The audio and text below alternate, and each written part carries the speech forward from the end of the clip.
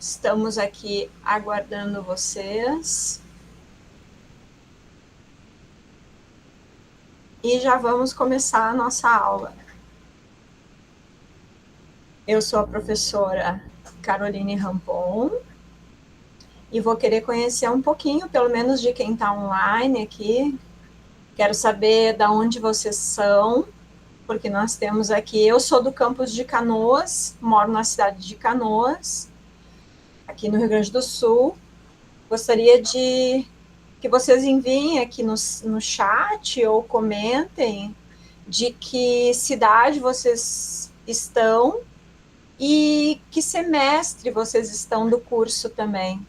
Essa é uma informação importante para mim, porque como essa disciplina, ela não é uma disciplina que está pronta, ela não é uma disciplina que já foi dada, ela está sendo construída todo ao longo do semestre. É uma disciplina como se ocorresse normalmente na universidade, né? Que a gente vai conversar aqui toda semana por esse período, 1h30. Ah, tá. O Eduardo já está me respondendo aqui. Legal. Legal, Eduardo. Então, ó, legal, temos uma pessoa de Carazinho. Então, eu sei que tem pessoas de vários pontos aí, né? Então, a UBRA tem campus em diversas cidades aqui do Rio Grande do Sul, em outros estados também, né, do Brasil. E a gente podem ter pessoas de todas essas regiões aí aqui junto conosco nessa turma. Legal, Porto Alegre, a Stephanie, ó, o Adriano de Santo Antônio, Carazinho. Não li ninguém ainda de fora do estado. Vamos ver se vai ter alguém de fora do estado do Rio Grande do Sul, pelo menos aqui conosco online. Esperar mais 2 minutinhos, a gente vai conversando um pouquinho, porque eu vou dar a chance de todo mundo entrar, tá, gente? Ali o Adriel aqui de Canoas, Guaíba, Arroio do Meio. Legal. Então, gente, essa modalidade de disciplina e o próprio curso é muito bacana, né? Porque apesar da gente estar próximo, a gente está aqui conversando, né? E nós estamos, podemos estar a milhares até de quilômetros de distância, e isso é muito legal, assim, da tecnologia, né? Então, hoje, a gente eu já vou me encaminhando para o início da aula, vou fazer a minha apresentação, né? Mas eu vou aguardar mais 1 minuto só, e vou fazer a minha apresentação para vocês. Mas só comentando que isso é muito bacana, assim, a gente poder ter esse tipo de interação, eu ver o rostinho de vocês aí, tô vendo, tem gente de fone que nem eu, né, para tentar tirar um pouco do som da nossa casa ou do nosso trabalho, e então, na medida do possível aí, vamos tentar interagir o máximo para essa disciplina ser bastante proveitosa para todos, tá, galera? Eu tô, só para informar vocês que eu tô gravando a aula, tá? Não sei se vocês já visualizaram aí que a aula está sendo gravada. Essa gravação, ela vai ficar disponível depois para todos aí, ela vai ser carregada, ó, chegou mais um aqui.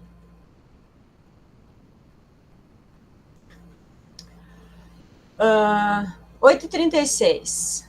Pontualmente, já vou concluir o que eu estava falando, estamos aqui entre professora e 10 alunos, tá? Então, estamos iniciando a nossa aula. Bem-vindo a todos, bem-vindo ao primeiro semestre de 2025 da UBRA. Meu nome é Caroline Rampon, sou professora da UBRA de alguns cursos e vou contar um pouquinho da minha história para vocês. Eu sou graduada em Engenharia de Plásticos pela UBRA, fazem 20 anos, tá? Atuei na área da engenharia de produção, né? Atuei na GM durante alguns anos em diversas funções dentro da GM. E depois de um certo tempo aí, eu acabei dando também fazendo um reposicionamento na minha vida, e eu retornei para a faculdade, assim como vocês estão hoje, e fiz o curso de arquitetura.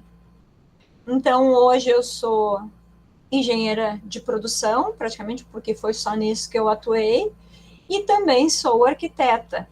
Então, eu dou aula na UBRA nos cursos de engenharia mecânica, engenharia de produção, arquitetura, né? Então, eu tenho aí uma versatilidade em relação às minhas áreas de atuação. E por que eu fui escalada para ministrar essa disciplina de projeto para vocês? Justamente por causa dessa minha vivência e dessa minha experiência com a arquitetura, tá? A arquitetura me trouxe... Ah, legal, aqui o Josemar de Cachoeira do Sul. Então, eu acho que estamos... Praticamente toda a turma aí é do Rio Grande do Sul, eu não sei se mais alguém não me falou. Às vezes nós podemos ter alunos de Manaus, podemos ter alunos de Palmas, então nós temos UBRA em outros estados além do Rio Grande do Sul, tá? Então, vamos lá. Eu estava falando um pouquinho do meu histórico, por que eu estou escalada para ensinar essa parte para vocês, né? Justamente por causa de toda a minha experiência com projeto, né? Mas com projeto não só arquitetônico, mas em si com projeto de produto, com desenvolvimento de produto. Tá? Então, essas disciplinas na parte presencial da UBRA aqui de Canoas, elas ficam comigo. Então, eu ministro elas aqui no campus de Canoas de forma presencial. E daí, agora, estou começando, então, a dar essa disciplina, é meu primeiro semestre, em projeto de produto EAD para o curso de engenharia mecânica. Tá? Eu fui convidada, então, para ministrar essa disciplina para vocês, mas eu já dei disciplinas muito similares no curso de engenharia de produção, e também na arquitetura nem se fala, né? Mas cada um com os seus detalhes, né? Cada curso com as suas particularidades. Tá, gente? Eu não sei se todos vocês já acessaram ali o nosso Aulas, nossa plataforma Aulas. Eu tinha colocado lá já há alguns dias o nosso plano de ensino da disciplina. Então, vocês podem ver, estou vendo aqui que vocês já estão me dando ok. Desculpe. Lá já está o nosso plano de ensino, lá tem os nossos objetivos da nossa disciplina, aonde nós vamos chegar com ela, tá? Então, qual é o objetivo? Como vocês estão hoje? O que vocês sabem hoje a respeito de projeto de produto? E onde vocês vão estar lá no final do semestre em relação ao conhecimento de projeto de produtos, tá? Então, eu vou iniciar aqui a minha apresentação, só comentando que as nossas aulas estão sempre disponibilizadas, os PDFs vão sendo disponibilizados ali na plataforma Aulas, então tudo que eu mostrar para vocês aqui vai estar lá, tá? O nosso plano está lá, que nem eu falei, e temos também toda a nossa bibliografia, o que é uma coisa muito importante que está lá no nosso plano de ensino. Toda a nossa bibliografia, ela está disponível de forma online para vocês, através da minha biblioteca, tá? Que está dentro da plataforma Aula. Não sei se todos vocês já sabem acessar, mas tem um jeitinho de acessar ali com o nosso CPF. Se vocês quiserem, eu disponibilizo um tutorialzinho ali na plataforma Aulas, ali no nosso módulo da aula de hoje, porque nem todo mundo tem alunos novos no curso, né? então nem todo mundo vai saber acessar. Então depois eu coloco ali e vocês vão conseguir acessar a minha biblioteca, tá? E através, vocês acessando a minha biblioteca, estando logados, vocês clicam no link que eu coloquei lá no nosso plano de ensino e vocês vão ser direcionados para os livros que a gente está indicando para essa disciplina, tá, gente? Então, eu vou começar aqui a minha apresentação para vocês.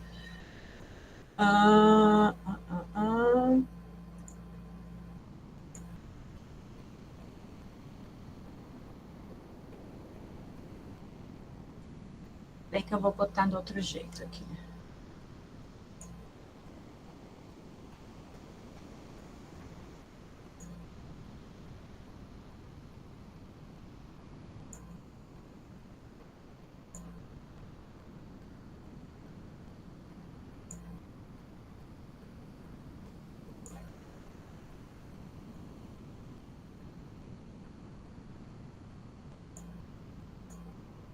Eu vou compartilhar a minha tela cheia. Então, vocês estão vendo a minha tela aqui agora, mas eu estou compartilhando para eu poder botar no meu PowerPoint aqui no meu modo de apresentação, tá? Senão, eu não vou conseguir botar. Vamos aí para o início da nossa aula, então, turma. Nossa aula de hoje vai ser em... Não vai dar certo isso aqui, desculpa. Não vai dar certo eu fazer isso aqui com vocês. Porque eu não vou enxergar vocês, vocês vão poder... Não vai rolar. Então, eu vou compartilhar só uma janela.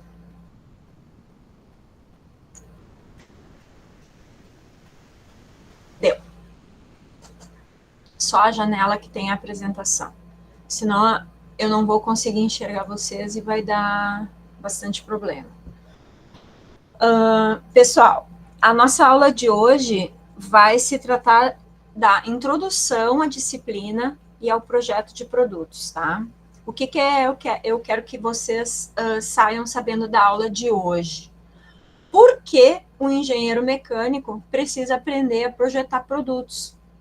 Isso é uma coisa que eu pensaria, assim, eu acho que quando eu estava lá na minha faculdade de engenharia de plásticos e eu tive que aprender a projetar produtos, eu me questionei bastante, assim, mas por que raio que eu tenho que aprender a projetar produto, né? Que coisa estranha, eu não sou designer, né?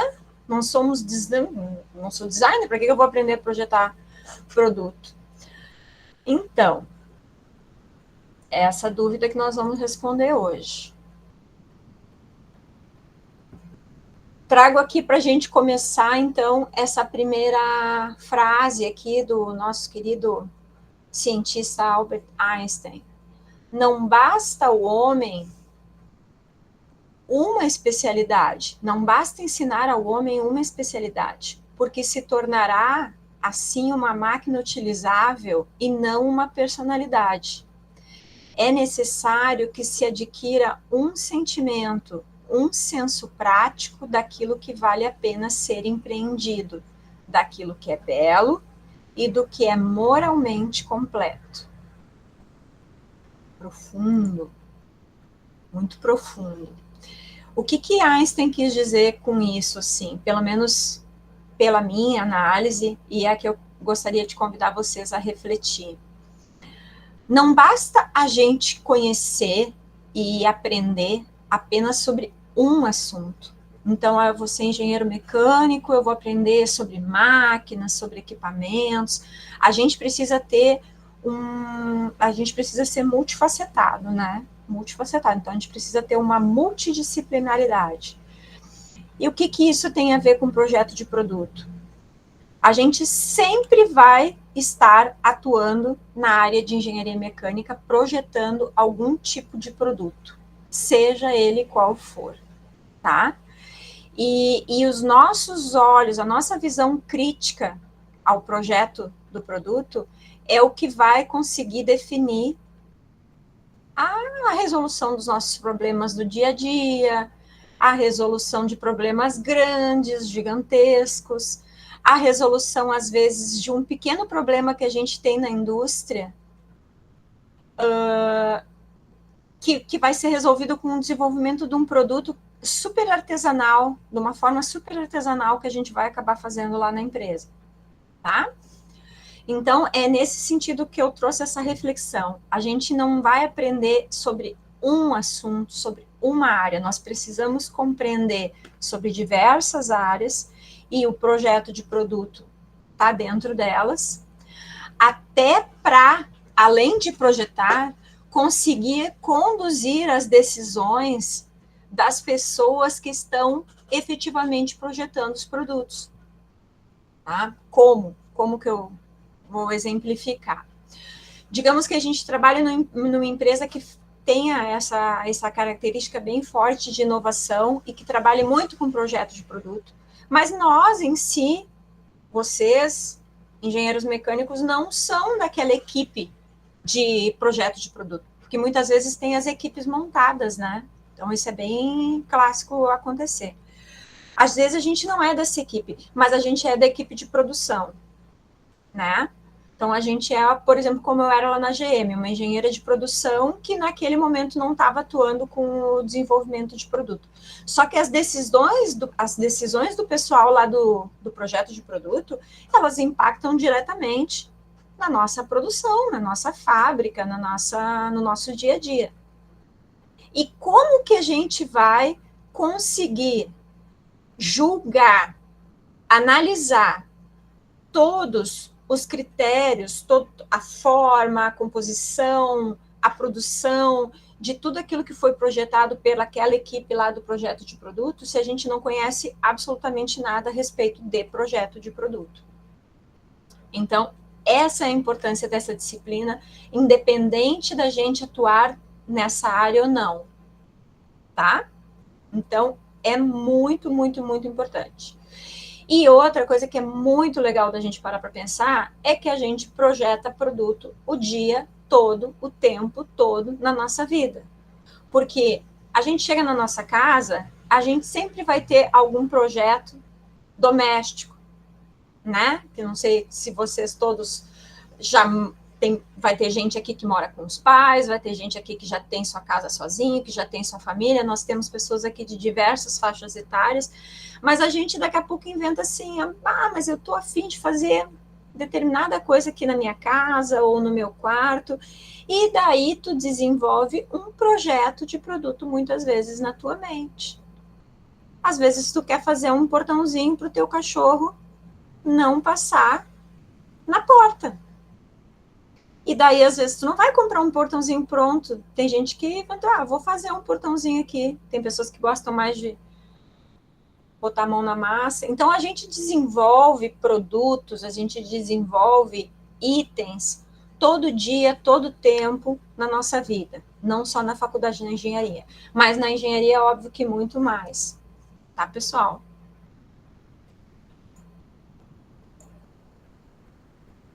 Bom, aqui eu já comecei a conversar com vocês. Esse meu próximo slide, ele era... A gente está conversando, então, sobre... Eu estou apresentando a disciplina para vocês. Comentei que o nosso plano de ensino já está lá disponível para vocês darem uma olhada. Estamos conversando aqui sobre a importância de desenvolver novos produtos. Hoje nós vamos falar um pouquinho sobre inovação, tá? Porque desenvolver produtos tem sempre muito a ver com inovação. E eu vou apresentar para vocês alguns conceitos de representação gráfica. E por quê? Por que nós vamos falar de representação gráfica? Porque é impossível desenvolver um produto sem representar ele. A gente não consegue se fazer entender.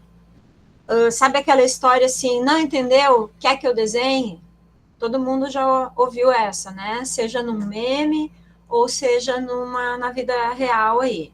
Não entendeu o que é que eu desenho? Então, por que a gente oferece para desenhar para as pessoas? Porque o desenho é uma ferramenta muito, muito importante e muito clara para a gente fazer entender aquilo que a gente quer, aquilo que a gente está projetando, tá? Então, é por isso que a gente vai conversar e a representação gráfica vai estar muito forte, muito presente na nossa disciplina, tá, gente?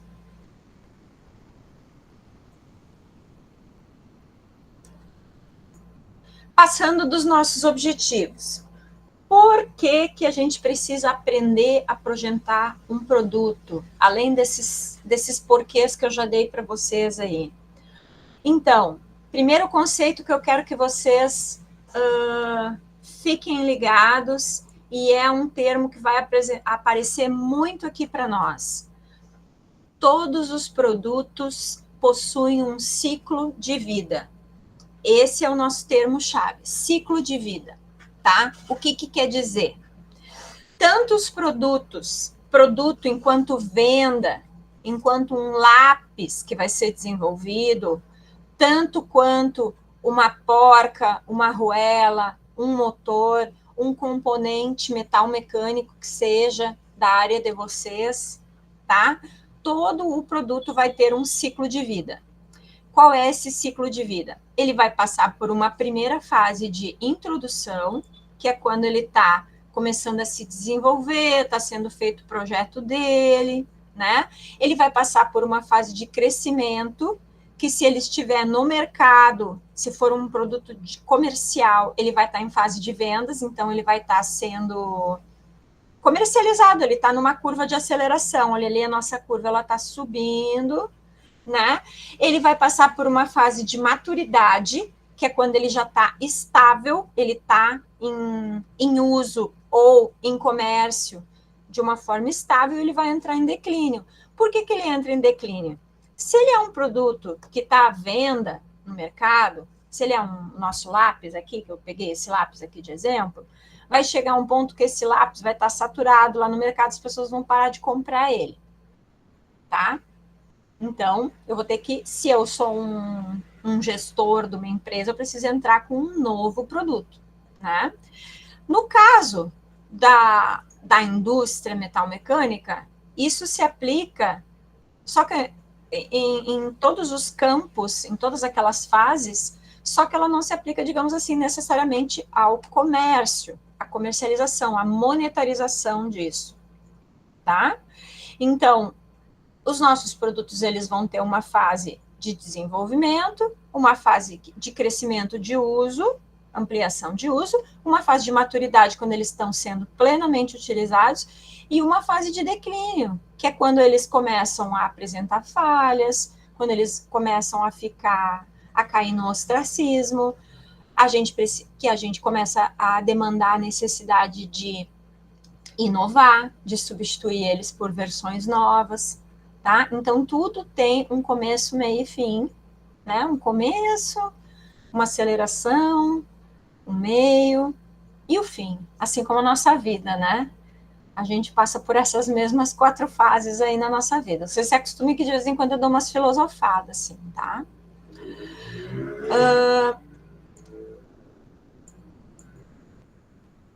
Vamos lá, continuando. Então, continuando o porquê nós devemos aprender a projetar produtos. A gente tem que atender todas essas demandas do mercado, a gente precisa melhorar os produtos existentes todo o tempo. Na nossa vida, na nossa função de engenheiros, nós vamos o tempo todo trabalhar com melhoria contínua. O que é melhoria contínua? Melhoria contínua é estar sempre buscando soluções que melhorem o nosso dia a dia, a nossa vida. Então, claro que vai depender sempre muito da nossa área de atuação, e eu vou trazer muitos exemplos da indústria, tá? Vou trazer muitos exemplos da indústria, em especial da indústria automotiva. Então, como que se melhora os produtos na indústria automotiva? Como eu, Caroline, que era uma engenheira de produção lá na General Motors, trabalhava com melhoria contínua todo o tempo. Sendo que eu não era da equipe de engenharia de produto. Porque, dependendo do porte da indústria, nós temos uma equipe específica para desenvolver produto, para melhorar. Mas a gente, muitas vezes, a gente não é, a gente é da produção, a gente fica lá tocando a produção, né, fazendo outras atividades, mas a gente tem que ficar melhorando. Só que no dia a dia da produção, melhorar produto é tornar ele mais executável, é facilitar a execução dele pelo nosso grupo de produção. Então, a gente fica aplicando a melhoria contínua nos produtos sem alterar o design estético dela. Ah, mas como assim? A gente vai desenvolver isso ao longo do semestre. Como que a gente melhora um produto para produção sem necessariamente mudar o design?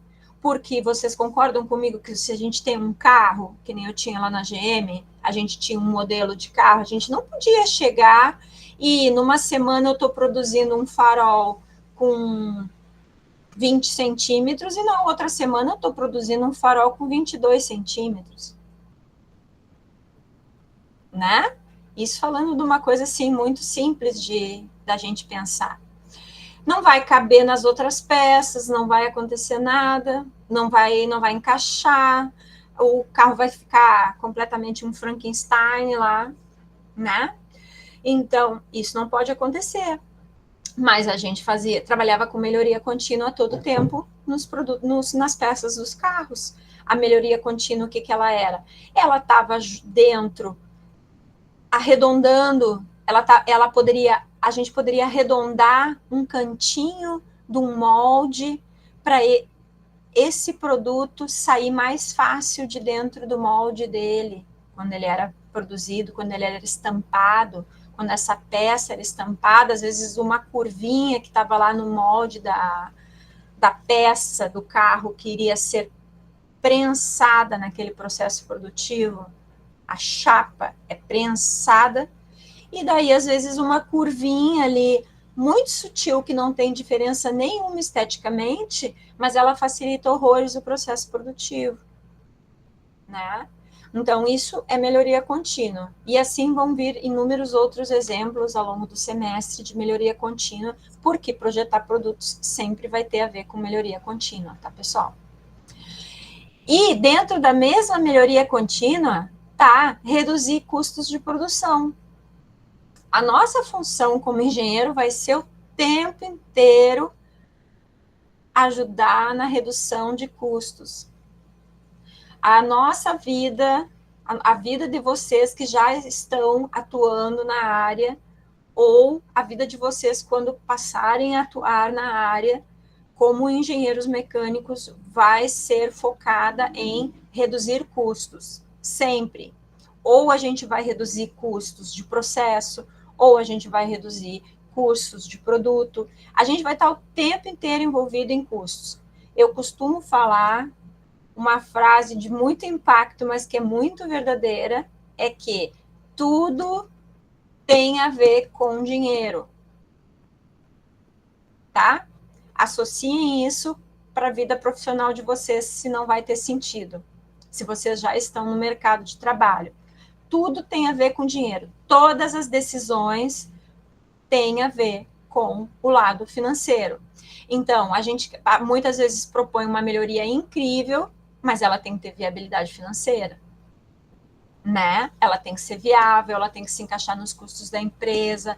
A empresa não pode ficar alterando preços de produtos constantemente. O nosso mercado ele é relativamente estável, apesar de ter toda essa inflação, mas o carro não pode custar 50 mil no dia e 60 mil no outro.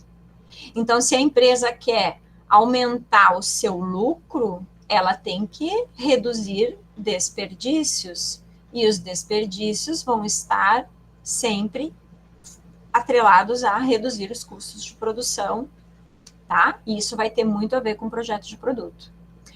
E a gente precisa também estar sempre atualizando nossos produtos para acompanhar as tendências tecnológicas, porque o nosso mundo atual é muito rápido. Então, tem sempre muita coisa nova aparecendo, muita tecnologia nova, tá?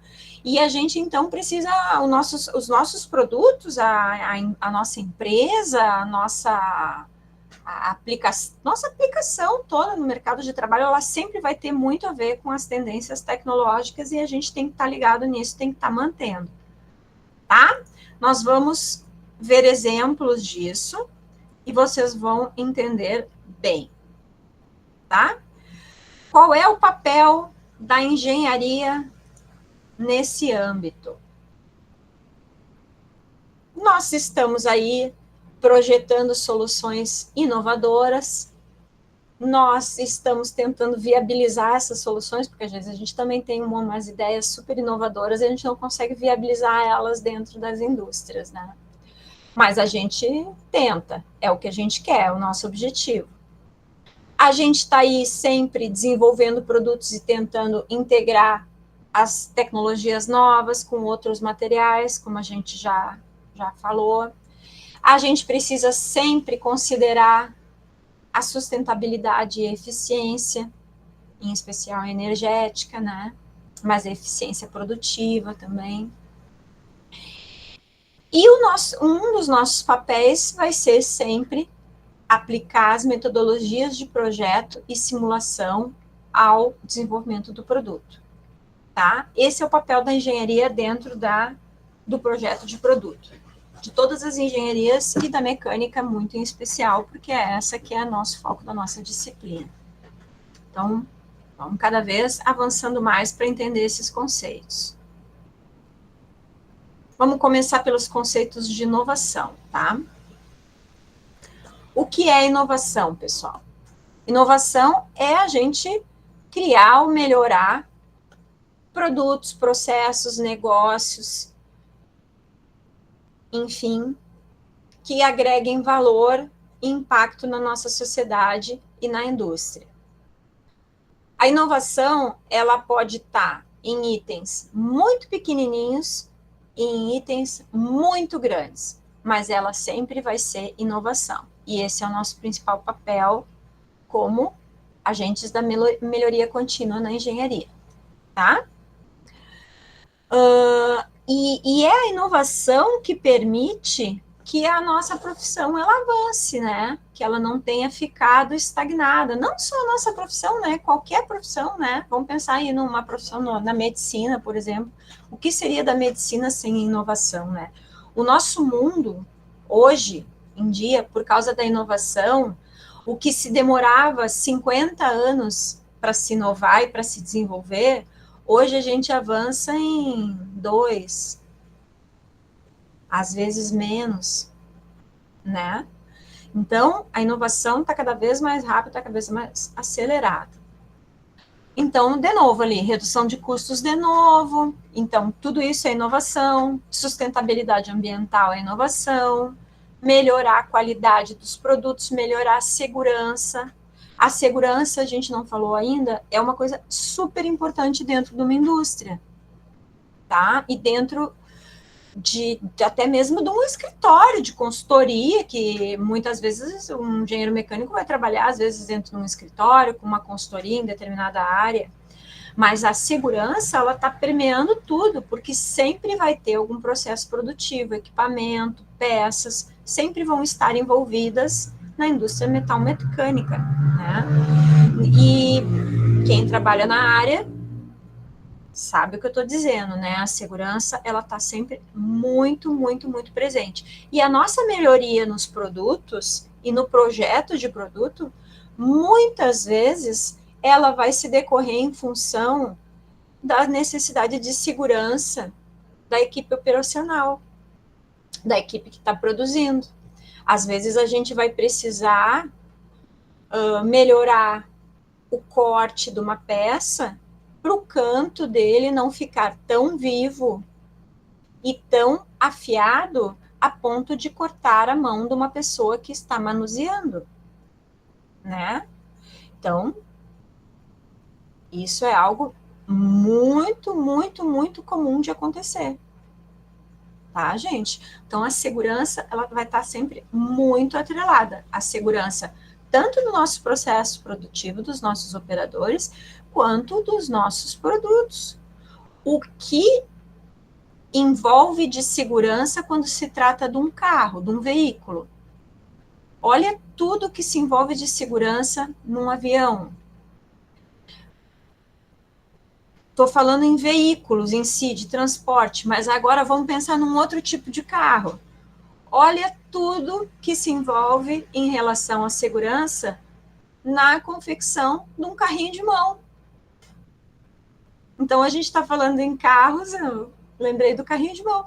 Tem que ter segurança na produção e no uso de um carrinho de mão?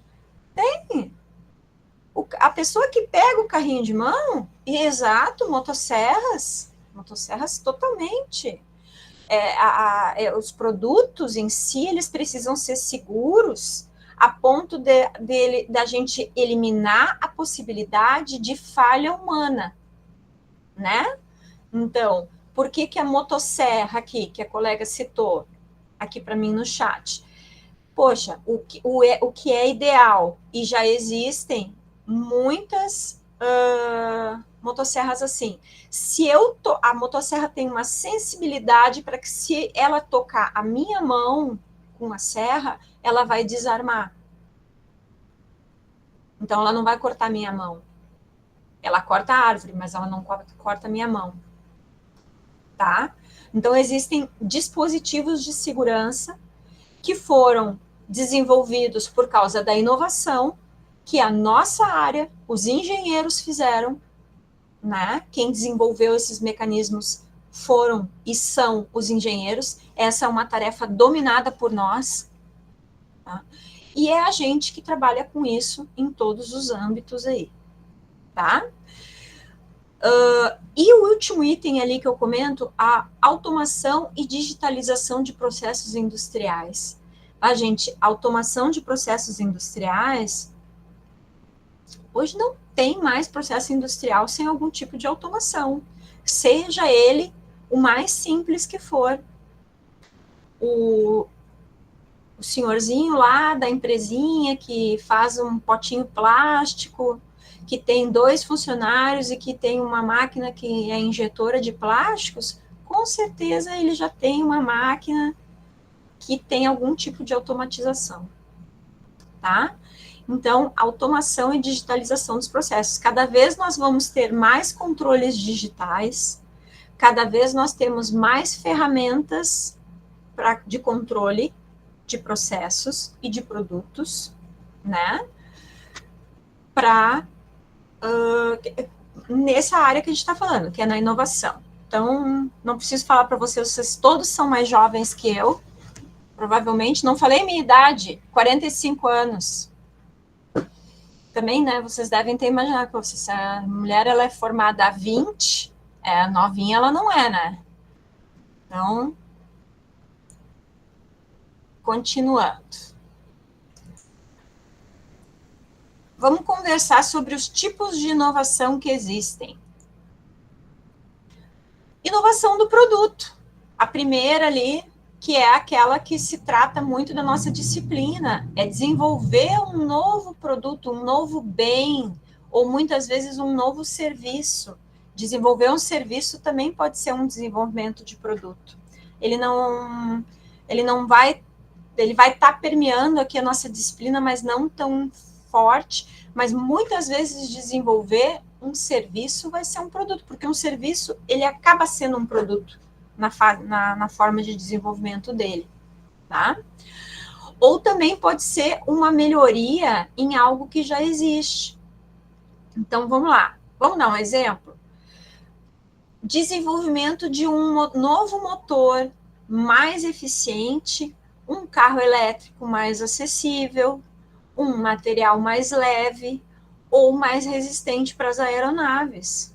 Então, eu citei aí alguns exemplos bem distintos, mas o que são os carros elétricos, né, gente? Os carros elétricos são um produto de inovação aí incrível que eu adoro trazer como exemplos aqui para nossa disciplina de projeto de produto, porque é um dos projetos, é um projeto muito icônico que está aparecendo, está brilhando aí na vida de todo mundo, porque a gente está vendo os carros andando aí na rua, a gente ouve falar da Tesla, a gente ouve falar da BYD, né? Então, já tem propaganda na televisão. Então, poxa, que rico produto novo desenvolvido que é um carro elétrico. E quantos outros produtos estão ali dentro desse carro elétrico, que são produtos novos que foram desenvolvidos pela nossa profissão, pelos nossos colegas. Outro exemplo de inovação é a inovação de processo. Ela é um aperfeiçoamento na forma como o produto vai ser fabricado ou como o serviço é entregue. Vamos a um exemplo? Agora eu trouxe aqui um exemplo bem tecnológico e avançado. Introdução da manufatura aditiva. Já ouviram isso? As impressoras 3D, gente. As impressoras 3D estão tomando conta do nosso mercado aí, estão cada vez aparecendo mais tipos de impressões 3D que vão nos facilitar muito a vida. Então, no caso da manufatura, é a gente pegar e poder mandar fazer uma peça que a gente precise em determinado material, especificamente do material que nós precisamos, e mandar fabricar. Então, imagina só o que isso representa dentro de uma empresa. Quer dizer que, e não vou nem falar de uma empresa com alta tecnologia, tá? Vamos falar lá da empresinha que eu citei antes, do senhorzinho que tem uma empresa familiar, uma máquina de injeção de plásticos, e que ele tem 2 funcionários, um que fica botando material lá para o plástico entrar, o outro fica segurando o produto saindo. Esse senhorzinho tem uma máquina super antiga, só que a maquininha dele quebrou uma determinada peça e ele não está conseguindo rodar a produção dele. O que ele pode fazer? Ele não encontra mais essa peça no mercado, a máquina é muito antiga. Ele pode mandar fazer essa peça por impressão 3D. E não é uma peça só de plástico. Existe já a impressão 3D de peças complexas, metálicas, com possibilidades de tratamentos de superfície, porque as peças, elas precisam, não é só aço, é um determinado tipo de aço, elas têm que ter um tratamento de superfície para ela ter uma certa dureza, né, para ela resistir a certa temperatura, a certo impacto. E vamos trazer isso para o nosso dia a dia? Olha só, quem é que, algum de vocês aqui, nós estamos num grupo de 15 alunos. Eu aposto que alguém aqui gosta de carro antigo, né? Então, curte carros antigos, ou curte fazer alguma customização em carros, né? Tem isso também, o pessoal gosta de rebaixar, gosta de fazer alguma coisa diferente, gosta de customizar.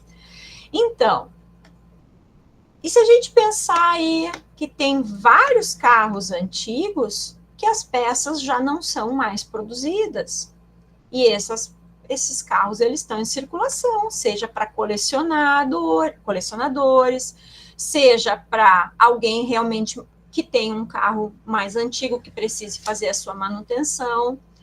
E daí nós temos essa maravilhosa inovação que está cada vez mais forte no nosso mercado, que é a impressão 3D de peças metálicas. A gente pode mandar fazer a peça desse carro antigo, desse item que não existe mais para vender, a gente vai poder mandar fazer ela.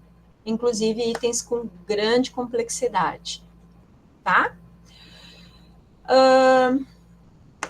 Aqui nos meus exemplos, eu acho que esse é o mais bacana de falar para vocês, mas a gente também pode usar essas novas peças impressas para desperdiçar de menos material, nós podemos desenvolver essas peças. A gente, engenheiro, mecânico, trabalhando na área, que não trabalha com desenvolvimento de produto diretamente, vai poder desenvolver o item, porque vocês estão sendo capacitados para isso, vocês vão poder desenvolver esse item e mandar para uma empresa que faça impressão 3D e resolver o problema de vocês. Vocês não... isso é muito, muito importante dentro da engenharia. Isso é uma virada de chave, isso é uma mudança, assim como foi a invenção do micro-ondas, tá? Automação industrial com robôs para aumentar precisão e reduzir custos. Isso é um exemplo de inovação de processos. Que automação, que nem já falamos, ela está presente aí em todas as áreas, mas cada vez mais presente, né? Cada vez mais presente, cada vez mais precisa, cada vez com tolerâncias de precisões dimensionais maiores. Então, quanto mais precisão um robô tiver, mais correto será o trabalho que ele vai executar. Ele vai acertar no lugar. É isso que a gente quer, que ele acerte no lugar que a gente está pedindo para ele acertar. E, consequentemente, me reduzir custos. Gente, tudo tem a ver com custo. Tudo isso. Ninguém pesquisa nada, ninguém desenvolve nada se não for com o objetivo de ganhar dinheiro, ganhar muito dinheiro, tá?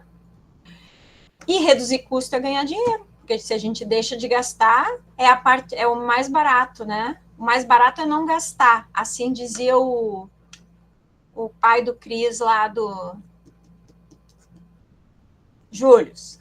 Show, eu sou velho, não lembro direito. Július, isso aí. Assim dizia o Július, mais barato é não gastar. Lá na indústria isso é a maior verdade. Gente, eu falei da inovação de processo, mas também existe um modelo de inovação de negócios. Mudar a maneira de como a empresa está trabalhando, como ela está gerando valor e gerando receita. Como? Um exemplo. Empresas que alugam máquinas sob demanda ao invés de vendê-las. Ou plataformas que conectam engenheiros a clientes para soluções personalizadas sem precisar de grandes fábricas. Então, a gente pode muito bem montar um negócio e atuar no mercado da engenharia mecânica como um profissional liberal. Já pensaram isso? Profissional liberal na área de projeto de produto. Ué, você pode simplesmente ser um freelance autônomo que trabalha desenvolvendo produtos para grandes empresas. É um baita de um mercado de trabalho. Ou vocês podem não ser freelancers, vocês podem fazer parte de uma equipe que desenvolve esse produto. E vocês, a empresa encomenda, vocês entregam esse pacote, esse projeto desse produto todo para a empresa. Sabe quem que trabalha muito assim? Indústria calçadista. Né? Muitas indústrias trabalham assim, mas a indústria calçadista é muito forte nessa área. Ela contrata, muitas vezes a gente vê até assim, roupas, né? Vocês já viram a indústria de roupas? Tem um designer, as meninas que são mais ligadas às vezes nessas coisas. Um mega designer aí de roupas, um estilista vai fazer uma coleção para C&A. Esse cara, esse designer, esse estilista foi contratado pela C&A, ele não é um funcionário da C&A, mas ele foi contratado para desenvolver uma coleção. O que é isso? É um desenvolvimento de produto para uma empresa em específico, para a C&A. É isso que a gente também vai fazer, vai desenvolver produtos. Tá? Mas então eu estou falando ali do modelo de negócio. A gente pode desenvolver produtos na forma de desenvolver novos negócios, novas modalidades de negócios que agreguem valor e receita para a nossa empresa. Outros dois que são mais radicais. Não, o mais radical é o outro. Esse é o próximo que não é radical. Pequenas melhorias contínuas em produtos, serviços ou processos. Olha só a nossa melhoria contínua aparecendo ali. Vamos dar um exemplo? O uso de novos revestimentos para aumentar a resistência ao desgaste em peças mecânicas. Vou dar uma explicada boa nisso, porque nem todo mundo é obrigado a saber, apesar de ser algo muito inerente ao curso de vocês. Eu não tenho aqui hoje, eu gosto sempre de ter uns modelinhos, assim, umas coisas para eu pegar na mão e mostrar para vocês. Vou pegar um pedaço de pedra aqui. Falei que eu trabalho como arquiteto, isso aqui é um pedaço de granito. Vamos imaginar que isso aqui é uma peça metal mecânica, tá? Ela era um componente de uma máquina. E essa máquina está tendo um desgaste, especificamente nessa peça, tá? O que a gente pode fazer? Porque manutenção é uma área muito forte na engenharia mecânica, né? É uma área de atuação muito forte de vocês, vai ser manutenção. Então, muitas vezes, esse equipamento quebrado, ele vai cair no colo de vocês para consertar. Não que vocês vão consertar. Ninguém aqui está dizendo que vocês vão pegar e vão abrir a máquina e consertar, sendo que pode ser que façam isso, mas ninguém está dizendo que necessariamente será isso. Mas vocês vão coordenar os técnicos mecânicos que vão fazer isso, vocês vão implementar soluções, né? Então, digamos, tem um equipamento lá na empresa que está tendo dentro dessa máquina específica uma peça com um desgaste intenso, essa peça está se desgastando, a gente já fez manutenção, já trocou essa peça 2, 3, 4 vezes, a peça continua quebrando. Dá determinado tempo, a peça quebra. Digamos que ela esteja quebrando de 1 em 1 mês. Pô, cara, a gente vai ter que resolver isso. Não dá para tu ter um equipamento de uso da fábrica todo mês quebrando por causa da mesma peça. Na segunda, terceira vez que quebre, o teu chefe já está te estrangulando. O teu chefe já está louco contigo, porque se tu é um responsável por essa área e tu não resolveu isso da primeira, ele já está surtado. Ele já está achando que tu não sabe nada. Então, o que a gente pode fazer? Uma das opções, e é o que eu trato dessa mudança incremental, seria a gente substituir a peça, mas a gente substituir a peça com um outro material ou um outro revestimento nela que torne essa superfície mais resistente ao desgaste que ela está tendo. Ah, mas que desgaste ela está tendo? Não sei, a gente vai analisar lá. A gente vai analisar na peça. Ela está gastando em que local? Ela está quebrando por quê? Nossa tarefa sempre vai ser fazer as perguntas e fazer as perguntas corretas, mesmo que a gente não saiba as respostas. Porque quando a gente faz as perguntas corretas, a gente encontra o caminho para respondê-las. É isso que é ser engenheiro. Certo? Então, essa peça pode ser que um banho de um determinado banho de superfície faça um trabalho na camada externa dela. Olha a minha pedra, que digamos que eu consiga mandar ela para um banho que aumente essa dureza na volta dela, e eu posso botar ela de volta na máquina e ela vai durar mais tempo. Tá? Então, é uma suposição, né? Vocês viram que eu fico usando muitos exemplos, assim. Então, isso é um exemplo de aumento de resistência ao desgaste. Pode ser que, às vezes, trocar o material. Mas isso tudo são mudanças de inovação incremental. A gente está incrementando, a gente está fazendo melhoria contínua. Tá? Mas a gente tem também a inovação do tipo radical. Radical é legal, né? Disruptiva. Disruptiva é uma palavra difícil. O que é isso? Isso é quando algo totalmente novo chega no mercado e que muitas vezes chega a criar um segmento novo, uma área nova. Então, ao mesmo tempo que isso é difícil de acontecer, existem, hoje em dia, está cada vez mais amplo e cada vez mais rápido essas mudanças radicais e disruptivas de inovação. Então, um exemplo. Pô, vocês lembram quando chegou os smartphones? Isso foi uma mudança radical. Mudou a nossa forma de nos relacionarmos com o telefone. Porque o telefone até então só servia para ligar. Só servia para ligar e para mandar SMS. E olhe lá, tá? No momento que chegou o smartphone, a gente passou a ter um computador dentro do telefone, né? Aquilo que a gente tinha acesso somente num notebook, num desktop, que era internet, certos softwares, tudo foi para dentro do telefone. Então, isso foi uma mudança disruptiva, radical, na nossa forma de viver, de ver o mundo, né? De interagir com o mundo.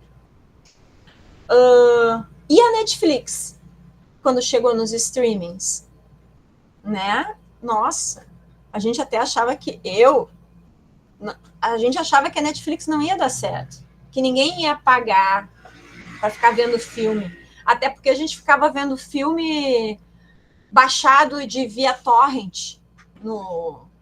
Quem lembra disso? Quem é que baixava torrent para baixar filme pirata? Todo mundo aqui, ó.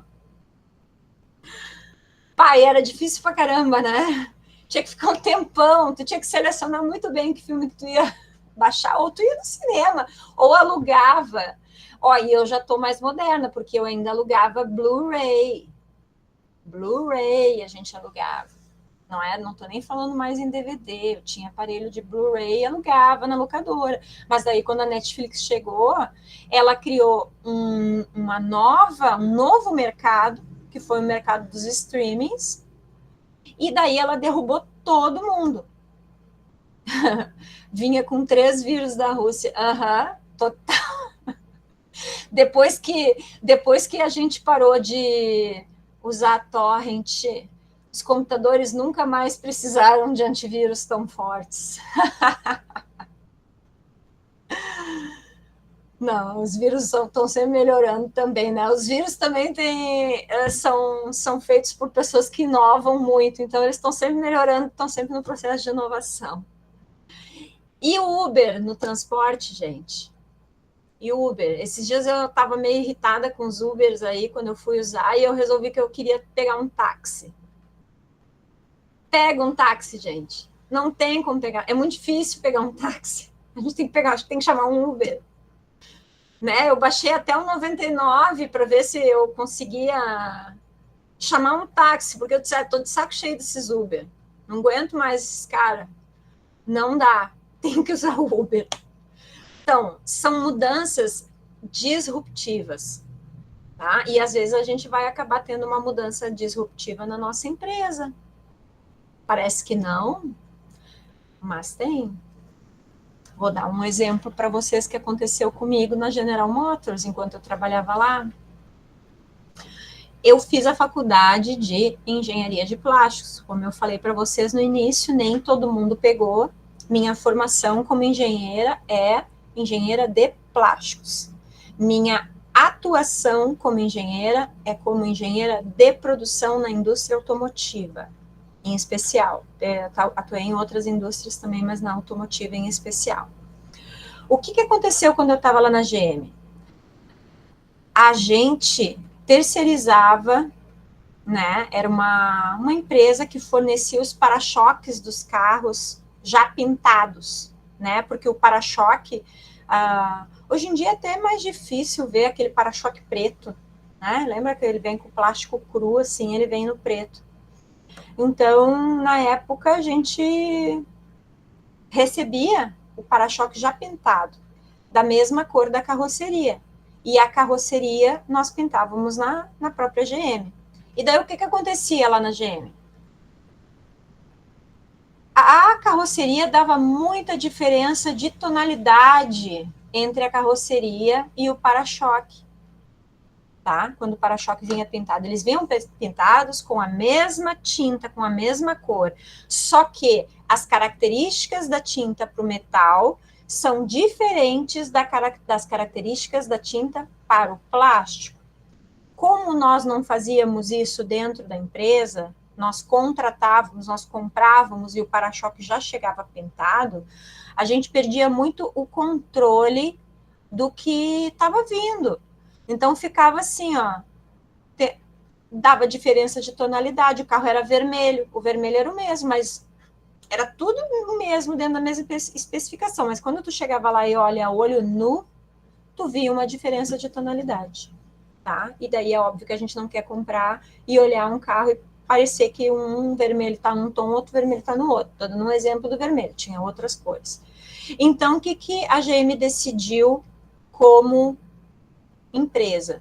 Decidiu que passaria, que construiria um novo prédio, porque precisava de uma linha de produção inteira nova, dentro de uma fábrica que já estava consolidada com a sua linha de produção, e queria passar a pintar os seus para-choques para reduzir esse tipo de problemas. Então, a GM passou a receber os para-choques somente no plástico, tá? Sem pintura. E passou a ter um processo de pintura exclusivo para as peças plásticas, no caso lá dessa que eu estou citando, para-choques. Por que eu falo por que eu estou citando isso? Porque eu fui uma das engenheiras responsáveis por todo este processo de implementação dessa nova fábrica dentro da GM, com a GM funcionando. Eu fazia parte desse corpo de profissionais. Normalmente a gente não faz essas coisas sozinhos. Quando a gente está numa empresa, a gente trabalha num grupo. Mas às vezes acaba que a gente trabalha numa empresa de porte menor e acaba tendo que fazer sozinho. Não dá para dizer que não faz nunca. Então, isso foi uma mudança muito disruptiva, muito radical lá dentro da GM. Porque a gente teve que aprender a trabalhar com um processo que era parecido em partes, que era pintura, que era algo que nós já fazíamos, mas era uma pintura completamente diferente, porque era uma pintura em peças plásticas. Então, a pintura em peças plásticas, ela tinha um sistema, uma tecnologia industrial diferente da pintura em carrocerias, tá? Eu trago isso para mostrar, porque eu trago muito exemplo, porque eu sou uma rata de pintura. Eu sou uma pessoa que trabalhou muito com pintura de carrocerias e de para-choques, né? Então, a gente pensa às vezes assim que essas mudanças disruptivas e radicais, né, elas estão muito longe da gente. Elas estão muito longe da nossa mão, assim, da gente tocar isso como uma coisa concreta. Mas não, ela parece, mas não, ela está dentro, porque às vezes a gente vai ter uma mudança lá dentro de inovação da nossa fábrica, do nosso processo, do nosso sistema de trabalho, que vai causar toda essa mudança para ter uma inovação disruptiva. Tá, gente? Então, isso é a inovação que eu queria falar com vocês. Eu tenho mais um exemplo aqui, ó, dos carrinhos Tesla, que eu adoro falar, os carros Tesla, porque eu acho que são exemplos muito legais de produtos inovadores. O que são produtos inovadores? Né, exemplos. Os veículos elétricos, smartphones dobráveis, impressão 3D. Estou aqui citando os exemplos que eu já dei para vocês. Motores mais eficientes e sustentáveis. Então, o motor, pega aí, fala com o pai de vocês ou o avô de vocês que tinha lá um Corcel, um carro Corcel V8, e perguntem para ele quanto esse carro consumia de combustível por quilômetro. E vamos ver o quanto os carros atuais gastam de gasolina, de combustível por quilômetro. Foram mudanças nos motores para torná-los mais eficientes, mais sustentáveis também, porque por mais que a gente ainda tenha poluição de motor a combustão, eles são muito menos poluentes do que eles eram antigamente, tá? E nos carros elétricos? Nos carros elétricos, eles estão o tempo todo trabalhando nas baterias. Os carros Tesla, hoje, mesmo os carros que já foram vendidos, modelos antigos, eles podem ter upgrades na sua bateria, porque a Tesla vai lá e fornece uma bateria nova, tu paga, compra, sei lá como é que é exatamente esse sistema deles, mas eu sei que tu vai lá e tu pode trocar a tua bateria e botar uma bateria do modelo novo. Então, tu tem um carro, um Tesla mais antigo, mas tu consegue atualizar teu Tesla para uma bateria mais nova, que vai ser mais eficiente, que eu vou poder rodar mais quilômetros com a energia elétrica que eu usava lá no meu primeiro modelo que eu comprei. Feito? Eu estou encerrando por aqui a parte de inovação. Alguém quer falar alguma coisa sobre inovação? Alguém tem alguma dúvida, quer fazer algum comentário? Eu vou seguir nossa aula, mas eu tenho agora mais alguns slides a respeito de representação gráfica. Até agora eu fiz uma contextualização com você sobre o que é inovar, tá? Para vocês entenderem. E isso tem muito a ver com a nossa profissão também, não só com projetos de produto. Eita, próximo slide, olha a minha filosofia, vocês vão ver que eu gosto de filosofar um pouquinho. Vinham-me as ideias que me cativavam de tal maneira que as queria absolutamente transmitir a outros. Isso não podia acontecer com palavras, pois não eram pensamentos literários, mas sim imagens de pensamentos, que só poderiam tornar compreensíveis aos outros como imagem visual. Nossa, o que esse cara quis dizer? Esse cara era um artista gráfico holandês, M.C. Escher, tá? Que viveu naquele período ali, faleceu em 1972. Ele é um vovozinho nosso aí. O que esse cara quis dizer isso? Ele tinha muitas ideias, ele queria fazer muitas coisas, ele tinha muitas ideias, mas ele não conseguia transmitir essas ideias para as outras pessoas por escrito. Ele não conseguia escrever, ó meu lápis, ele não conseguia escrever assim, ó, fazer uma caixa quadrada, tal. As pessoas não compreendiam quando ele escrevia. Então, o que ele precisava fazer? Ele está dizendo que ele precisava desenhar, ele precisava representar de uma forma gráfica. Entenderam?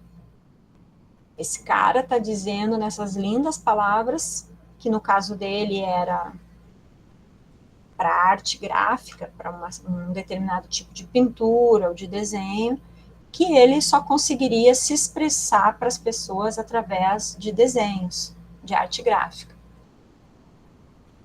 Tá aí a justificativa da nossa incrível frase. Entendeu ou quer que eu desenhe? Eu falo essa frase não no sentido pejorativo. Quando eu dou aula presencial, gente, eu desenho, eu risco no quadro o tempo todo.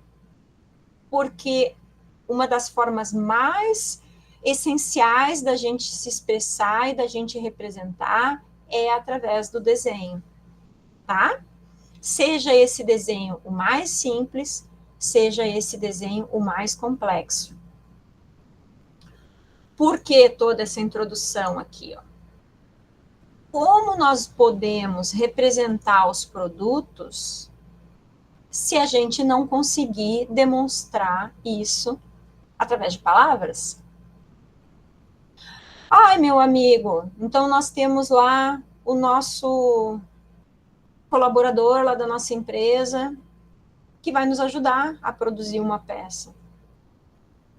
Aí eu digo para ele assim, eu quero que seja mais ou menos assim, ó, desse tamanho, assim, que tem uns dentinhos aqui, ó, na volta, e um buraco no meio. O cara vai entender alguma coisa? Olha, se ele entender, esse aí é fera. O que a gente vai ter que fazer para esse cara? a gente vai ter que fazer um desenho, gente. A gente vai ter que fazer alguma forma de desenho, seja ela a mais básica possível, ou seja ela a mais complexa possível. Então, qual é a primeira ferramenta de desenho que eu quero mostrar para vocês? O croquis. O croquis. Se a gente souber um pouquinho de desenho técnico, não precisa ser muito, é um pouco, e que muitos de vocês já devem ter feito alguma disciplina de desenho técnico. E essa é uma enquete que eu gostaria de responder com vocês. Quantos de vocês conhecem desenho técnico? Tá? Eu vou dar algum jeito de botar isso lá no aulas, que eu quero saber da turma inteira, tá, gente? Mas uma forma de representar essa pecinha maluca aí que eu inventei aqui na minha cabeça para falar para o meu amigo lá, para o colaborador, eu vou poder desenhar. E esse desenho eu vou pegar um papel de pão mesmo que eu tiver ali e vou desenhar e vou poder representar para o cara. Isso é um croquis, tá? Aí a gente tem um exemplo de um croquis de alguém desenhando uma jarra, um tipo de jarra, tá? Outra ferramenta de desenho é o desenho técnico. Nesse caso aqui, é um desenho técnico que foi feito no AutoCAD, que é um software de desenho, uma ferramenta de desenho técnico, em 2D, bidimensional, tá? Então, nesse caso aqui, pode ter sido feito no AutoCAD, como pode ter sido feito em alguns outros softwares de desenho 2D que existem. Mas o que é esse conceito? É desenhar com determinadas técnicas. Vamos pegar aqui um produto, o meu telefone. O meu telefone. Se eu for desenhar o meu telefone, não, vou pegar a pedra. Acho que aqui eu tenho um produto, olha aqui. Olha aqui o produto. Um protetor, tá? Se a gente fosse desenhar essa embalagem, que é uma coisa que está parecida com esse desenho que eu estou mostrando para vocês.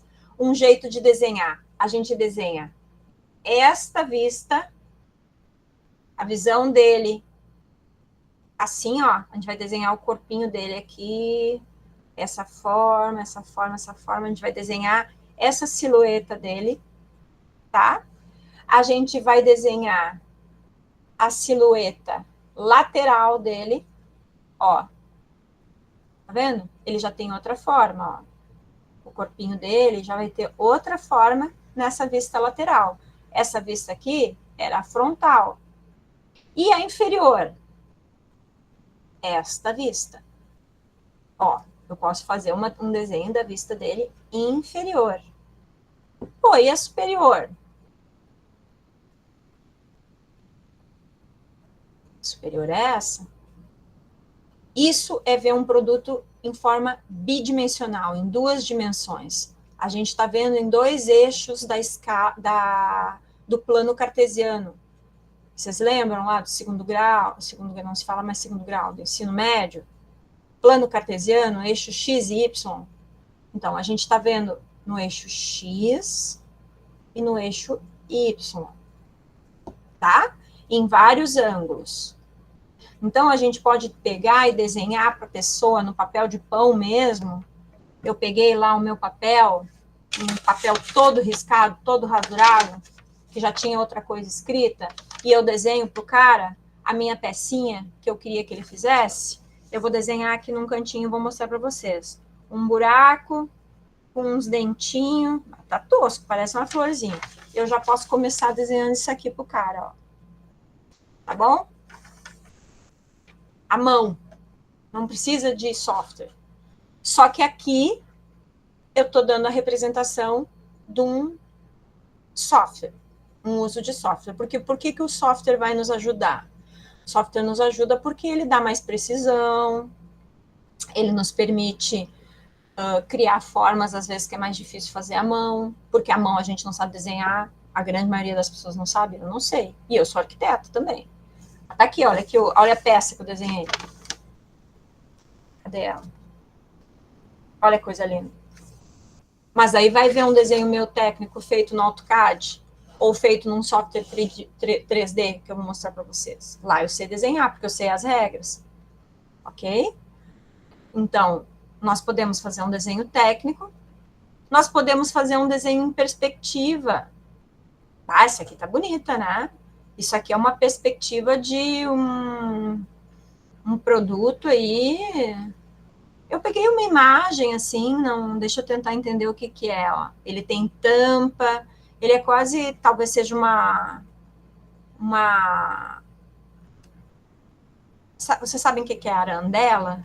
Sabem o que que é uma luminária de parede? É uma luminária assim que a gente coloca na parede, parece ser algo assim, ou uma gaiolinha, algo assim, mas vamos lá, vamos para o nosso tubo de protetor solar. Como seria um desenho em perspectiva? Quando ele está meio em ângulo, assim, né? Então a gente poderia fazer esse desenho desse pote. Olha quantos eu já mostrei para vocês: vista frontal, vista lateral, vista inferior, vista superior. E eu posso desenhar ele numa perspectiva, ó, ele meio em ângulo. É difícil porque o meu fundo aqui, ó, pegou no meu rosto agora. Posso desenhar ele meio em ângulo, assim. Aí eu consigo dar mais uma noção de profundidade, tá? Mas naquele desenho, ele é uma perspectiva mais avançada ainda. Ele é uma perspectiva explodida. É assim que ele se chama. Esse é um jeito muito interessante de representar a montagem de um produto, tá? Então a gente pega essas peças e a gente bota elas assim, uma ao longo da outra, numa perspectiva, num ângulo perspectivo, para a pessoa entender, para quem olhar, que elas vão se encaixando.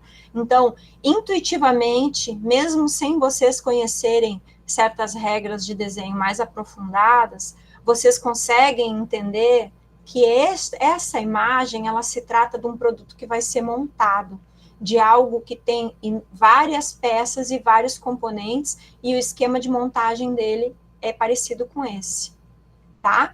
Quando a gente compra, às vezes, um produto que tem que ser montado em casa, por exemplo, vamos comprar um móvel que vem desmontado, um balcãozinho, uma mesa de cabeceira, algo que venha desmontado, ele vem muitas vezes com um manual para a gente montar, com um desenho nesse sentido, parecido com isso, com uma perspectiva explodida, porque daí a gente vai compreender intuitivamente que essa é a forma de montar, tá? E esse tipo de desenho é tão intuitivo que até uma pessoa que não saiba ler nem escrever consegue compreender que essa é uma peça, é um produto que vai ser montado com inúmeras peças e que isso é uma montagem.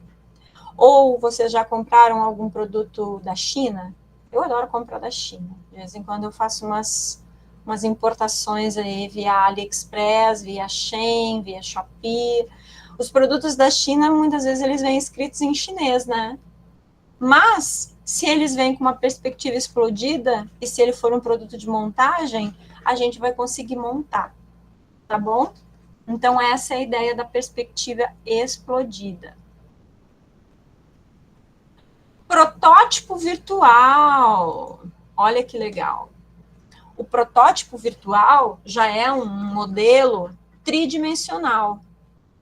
Nós usamos isso em outros tipos de software que não são bidimensionais. Eu falei para vocês agora há pouco do desenho bidimensional em 2 dimensões, naqueles nossos eixos cartesianos que nós aprendemos no ensino médio, x, y. O protótipo virtual, ele vai ter mais um eixo, mais um plano que está ali envolvido, que é o eixo Y. Eixo X, eixo Y, nós vamos ter o eixo Z, tá? Tá no outro sentido. Nós somos seres tridimensionais. Já ouviram falar em 3 dimensões? A gente enxerga em 3 dimensões, porque a gente não enxerga plano, a gente não enxerga que nem uma fotografia, a gente enxerga a profundidade das coisas, tá? Então a gente enxerga em 3 eixos. Então é isso que é isso que simulam os softwares tridimensionais, tá bom? E a gente vai poder usar muito eles. Existem muitos, muitos softwares tridimensionais, alguns são mais fáceis de usar, outros menos, a gente vai ver alguns, mas eles que permitem fazer esse tipo de modelagem. E esse tipo de modelagem é muito usual para quem trabalha com projetos de produto, tá? Nesse caso aí, é uma batedeira, ela tá toda colorida, porque o cara resolveu modelar materiais, ele pode estar modelando materiais diferentes com cores diferentes, ele pode estar modelando e simulando o comportamento desse material dentro da cavidade de modelagem no processo produtivo. Então, existem ferramentas que simulam. A simulação gráfica e os protótipos virtuais, eles são ferramentas muito importantes e muito utilizadas no projeto de produtos. Tá? E agora, não menos importante, mas também muito útil, eu quero apresentar para vocês os mockups. O que é um mockup?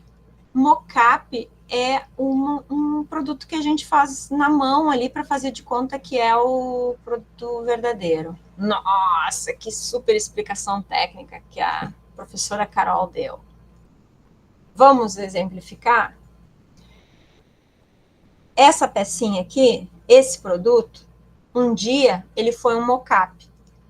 Ele primeiro foi modelado tridimensionalmente num software de modelagem virtual, tá? Mas depois ele foi feito, alguém pegou ou fez uma impressão 3D para visualizar ele, que hoje a gente já tem as impressoras 3D para ver, ou alguém pegou ele, fez ele em isopor. Ele pode ser feito em isopor, galera. Ele pode ir sendo desgastado, só que o pessoal faz ele maior, muitas vezes, do que ele é, para estudar cada cantinho, cada ângulo, tá? Então, isso é um mockup, é a gente fazer um produto, simular ele não é funcional ainda, mas ele é uma simulação verdadeira desse produto. Moldes de papelão. Às vezes, o pessoal leva moldes de papelão das peças ou chapas que querem cortar. Uhum. É um mockup. Isso que o pessoal leva é um mockup.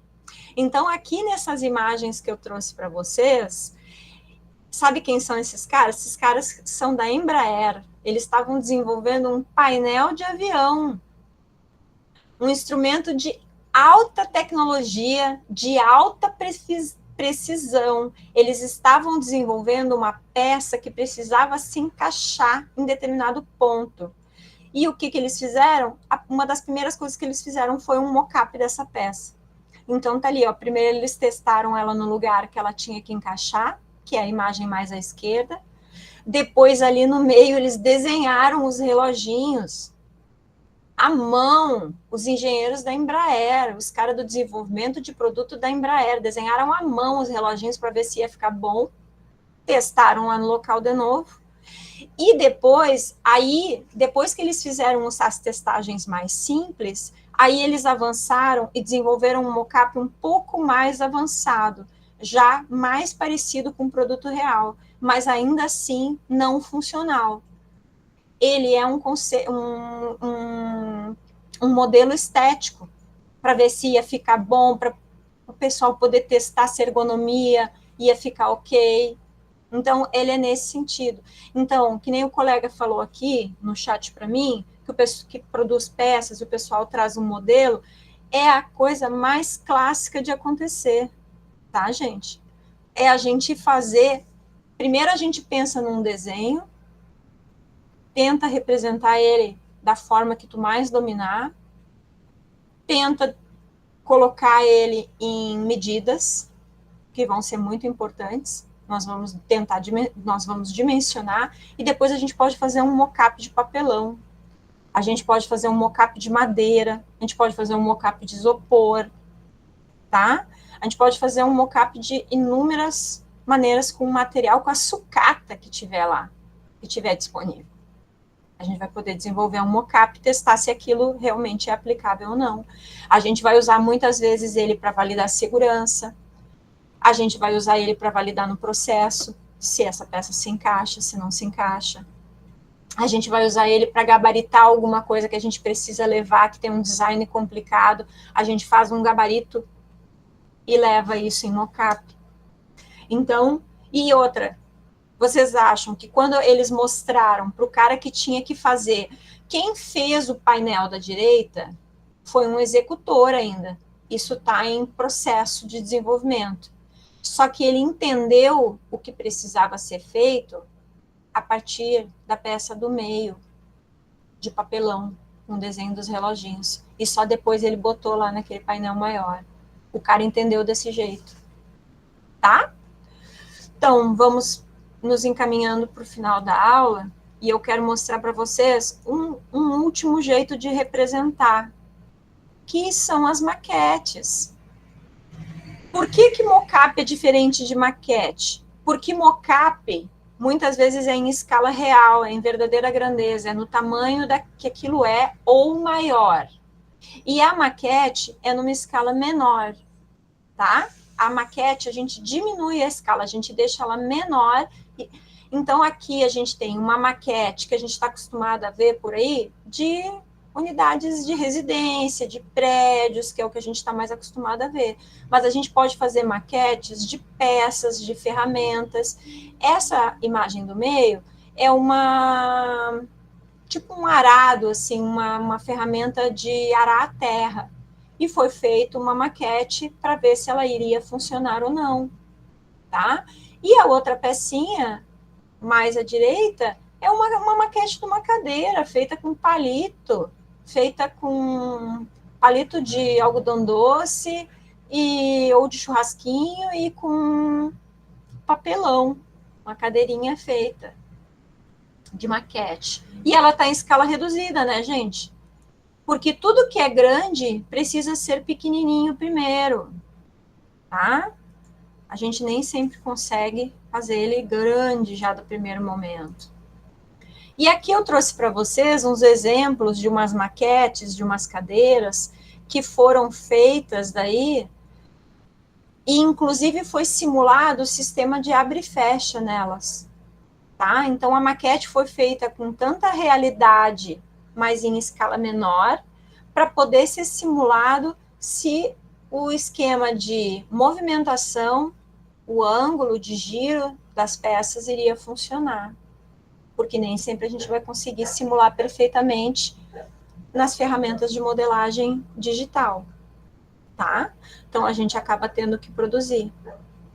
Às vezes, essa aí pode ser que já esteja em verdadeira grandeza. Tem uma aqui que parece que é pequenininha, a esquerda, mas a da direita já parece ser um mockup, uma peça em grandeza real, né? A gente vê pela escala dela com o fundo ali, ó, dá para ver que ela está numa proporção correta com aquele prédio, com aquela prédio que aparece lá atrás. Ela não parece ser mega pequenininha, ela parece ser grande, porque às vezes é difícil até, sem a gente ter algo com que dê escala, a gente definir se ela está em que tamanho, né?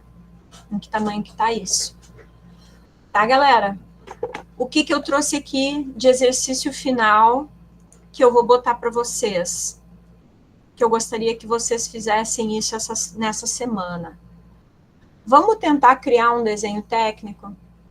Eu quero que vocês escolham um componente mecânico simples, como um suporte, pode ser um eixo, pode ser uma bucha, pode ser um parafuso. Eu quero que vocês peguem alguma coisa que vocês tenham em casa, tá? De preferência da indústria metal-mecânica, mas se tiver dificuldade, escolham outra peça em si, e quero que vocês façam um esboço à mão, e que vocês desenhem 3 vistas em 2 dimensões.